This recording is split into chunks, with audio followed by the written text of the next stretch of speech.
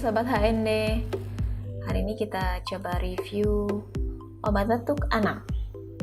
Ini namanya Unibaby Cough Syrup, tapi biasanya kalau nyari di apotik itu namanya Baby Cough. Obat ini bisa untuk batuk, demam. Harganya juga murah, di bawah 10k.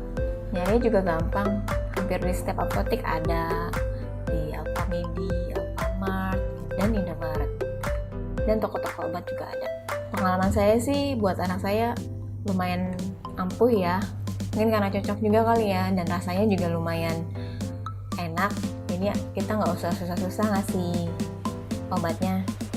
Oke, kita coba buka ya kemasannya.